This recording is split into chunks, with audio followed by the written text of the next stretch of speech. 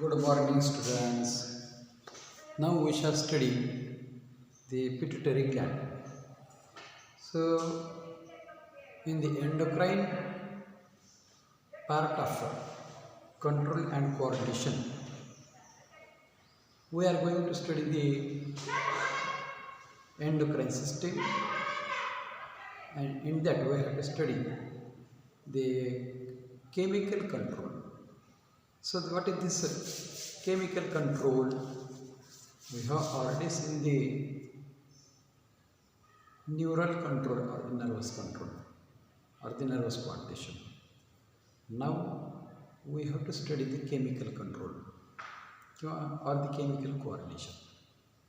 In this chemical coordination, the coordination of almost all the activities of the body is done with the help of the chemicals. These are called as the hormones secreted by the endocrine glands.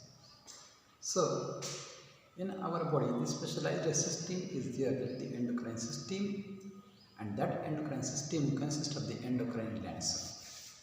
Many different endocrine glands are there, starting from hypothalamus. So, the hypothalamus, what is this hypothalamus? Hypothalamus, it is the part of brain, it is the floor of the brain. And this hypothalamus actually it secretes the different the stimulating hormones as well as the inhibiting hormones.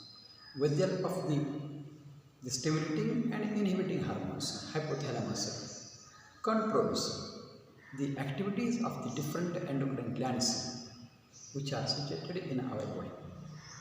So, we have studied the hormones secreted by the hypothalamus, and some of the hormones of the hypothalamus, they also control the secretion of the pituitary gland. Previously, the pituitary gland was considered as the master endocrine gland, but the secretions of the pituitary gland, they are also controlled by the hypothalamus. So many different endocrine glands are there in our body. Starting from the pituitary gland, the pituitary gland is there, then the pineal body is there, then the thyroid is there, then the thymus is there which is present on the heart, then the adrenal glands are there, then the islets of Langerhans are there which are present in the pancreas which help in the digestion, as well as the testes and the ovaries are there. These are the different endocrine glands in our body, and they are forming the endocrine system. So these endocrine glands, these are the glands which are the ductless glands, and they secrete their secretions which are called as the hormones directly into the bloodstream, and these hormones which are secreted into the traces or in the small amount, they affect on the distant organs and they proliferate or they inhibit or they control the activity of the distant organs. So in this way, in this endocrine system, we have to see first type of the endocrine gland, that is the pituitary gland. So I have drawn here the structure of the pituitary gland. So what is this pituitary gland? In this diagram, you can see clear cut the structure of the pituitary gland. So this is the part of hypothalamus, that is the floor of the brain, and this part of the hypothalamus, from this hypothalamus, a lower extension is given out, which is the nervous extension, and that lower nervous extension, which is given out through this hypothalamus, this extension, it forms the pituitary gland. So this pituitary gland, it is the partially epithelial in origin and it is partially nervous in origin. So it is a pea-sized gland, pea-shaped gland, situated into a depression, and that depression, which is formed in a cavity of skull bone, that depression is called the Sela tersica.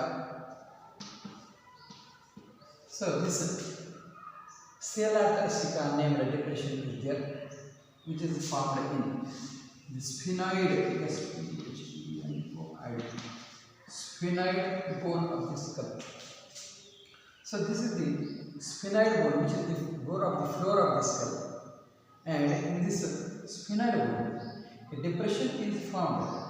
That is called the sela tersica, and in this sela tersica, this pituitary gland, which is a pea-shaped gland, it is enlarged, it is situated. Now, this pituitary gland shows the two different lobes. One is the anterior lobe. That anterior lobe is called the pars distalis or adenohypophysis, and the posterior lobe is called the pars nervosa or neurohypophysis.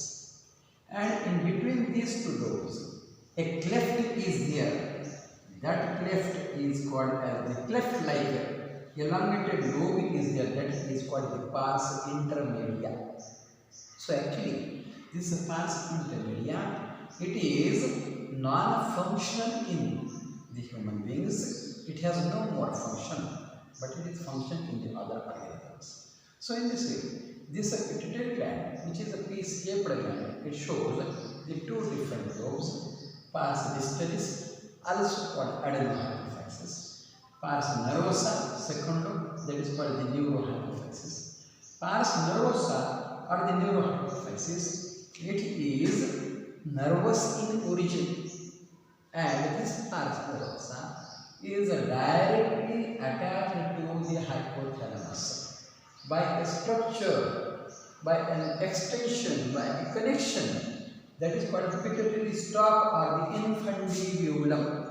So here we can see the pituitary stalk or the infundibulum is there. So this infundibulum, or also it is called the hypophyseal stalk. With this help of the hypophyseal stalk, the pituitary gland is attached to the hypothalamus, and it is present in the lower side of the hypothalamus. Now, this infundibulum, it connects this pituitary gland to the hypothalamus. So in this way, this infundibulum, which is the lower extension, it forms the pars nervosa, but a small connection or the epithelial extension from our palate, it extends to the upper side. That forms a pouch that is called the gastric pouch, and this pouch, it forms a second lobe or the first lobe of the pituitary gland, that is called the pars distalis or the adenohypophysis. So this pars distalis or adenohypophysis, it is epithelial in origin, and pars nervosa is the neural or the nervous in origin. So in this way, the two lobes are there. The pars distalis is there, or the adenohypophysis is there, and second, pars nervosa is there, the neurohypophysis is there.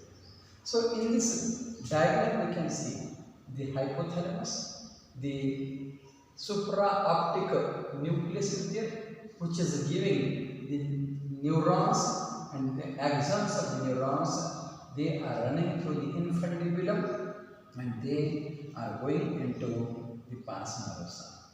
As well as the paraventricular nucleus is there, which is present in the hypothalamus, and it is also giving the neurons, the axons of the neurons, they are running through the infundibulum, that is the stalk, and they are going into, or they are ending into the pars nervosa.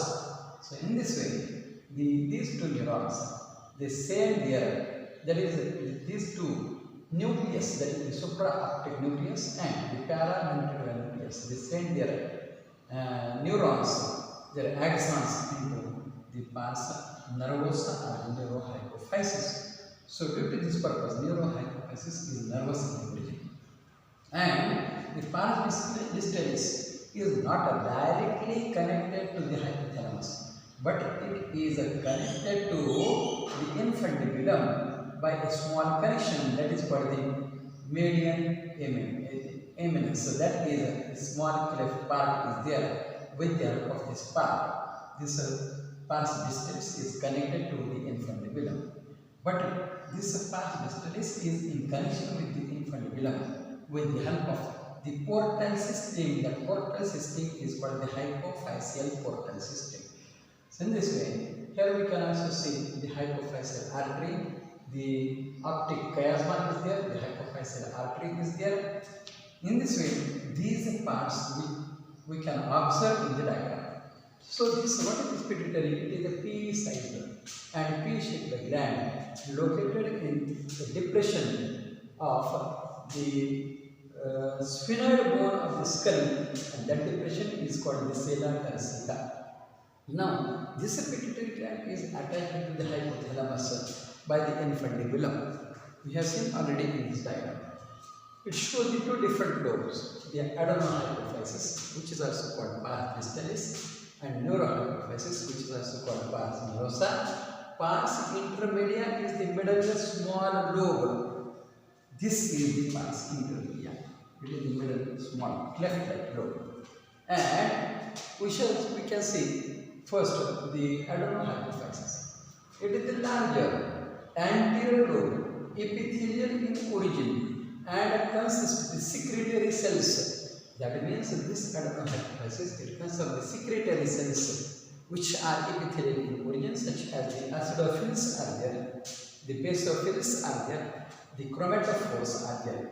These are three different types of the secretory cells are present in the adenohypophysis. And these are three different types of the secretory cells which are epithelial in origin. They secrete the different types of the harmons which are called the harmons of adenohypophysis. We shall see in next period these different harmons and their functions. Now this it has three parts. Now this adenohypophysis, it again shows the three different parts, such as pars distalis is there, the pars intermedia is there, and pars tubulus is there. That means this pars intermedia, it is the part of the adenohypophysis, that is the small part. And this bulbous portion, swollen portion is the pars distalis, and this small portion, that is called as the pars tubularis. Such portions are observed in the adenohypophysis. And in this way, the hypophyseal portal system connects the adenohypophysis to the hypothalamus. Hypophysis means the pituitary gland. The second name of pituitary gland is the hypophysis. Now, we have to see the neurohypophysis already.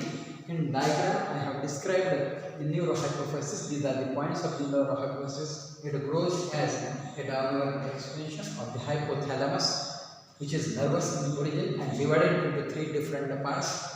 One is the pars nervosa, second is the median eminence, and third is the infundibulum. So this is the pars nervosa, and this is the median eminence, and this is the infundibulum. Such three different parts of neurohypophysis are observed, and this neurohypophysis, which is nervous in origin, it is connected to the hypothalamus by the neurons, that is the axons of the neurons, which are coming from the supraoptic nucleus and the paraventricular nucleus, which are located into the hypothalamus of the brain. So in this way, the neurohypophysis is there. And in this way, the adenohypophysis and neurohypophysis of the pituitary gland, they secrete these two different lobes, they secrete the different types of the hormones, and these hormones, they are functioning in the different ways.